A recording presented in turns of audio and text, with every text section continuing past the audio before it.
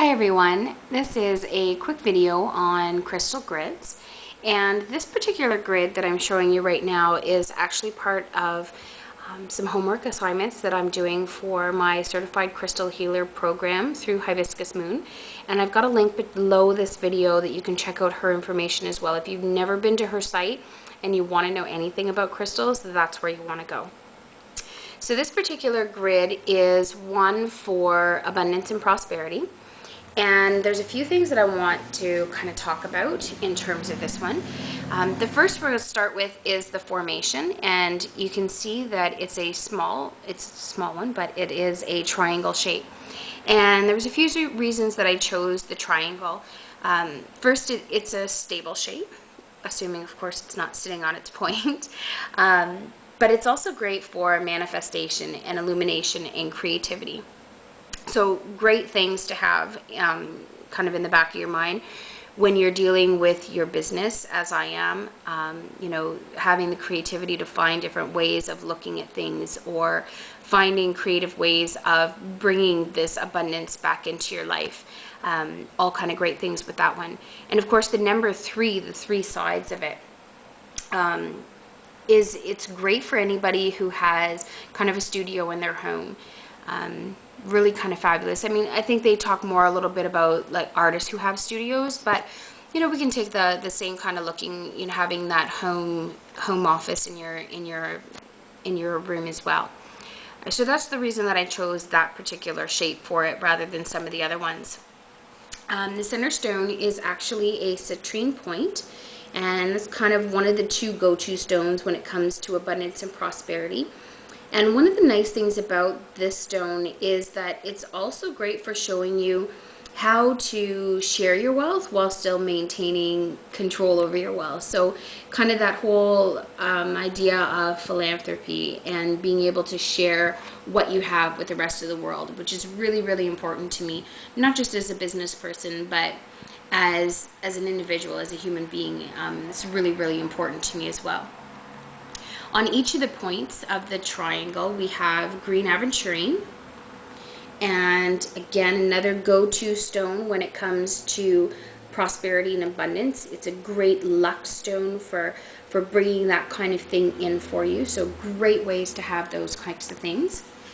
And I also added, because my sole source of income is my business, I wanted to have some stones that kind of signify possibly struggles or blockages that are in my business. So I've got 3 additional stones that are in here. The first one is a tumbled carnelian, and this one is great for creativity and motivation, which is always wonderful. I mean, motivation, especially when you work for yourself in a home office. Sometimes you can kind of start to feel yourself getting behind on a little things. So it's a great way to kind of keep that motivation for doing your business up. The next one is a gorgeous, this is one of my new purchases, a tree agate. And I just love this stone, absolutely love it. And the reason that I chose this is that it's considered a stone of plenitude. And I just absolutely love the color in this sucker. Look at that, that's gorgeous. Love it. And then the third stone, and I don't think the light's all that great in here, see the deep blue is not really coming across. It looks more like black on my screen, but it is actually a sodalite stone. And this one is great for calming the mind and allowing new information to come in and kind of releasing those old stagnant thoughts that are kind of keeping you in that present moment. So releasing anything that just isn't useful to you anymore.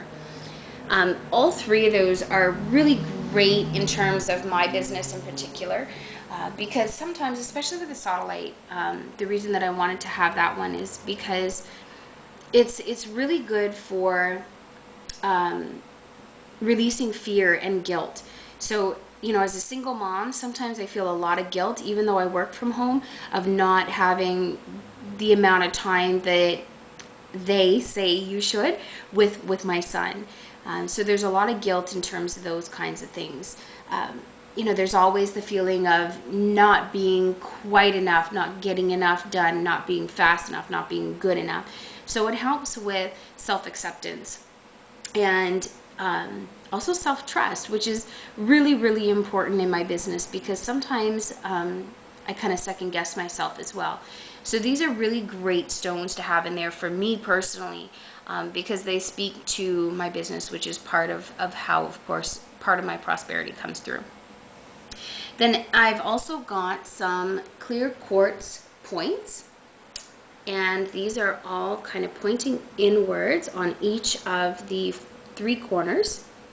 Okay, and those are set there to amplify the entire crystal grid and just kind of push all of this kind of stuff and just make it bigger and better and more powerful.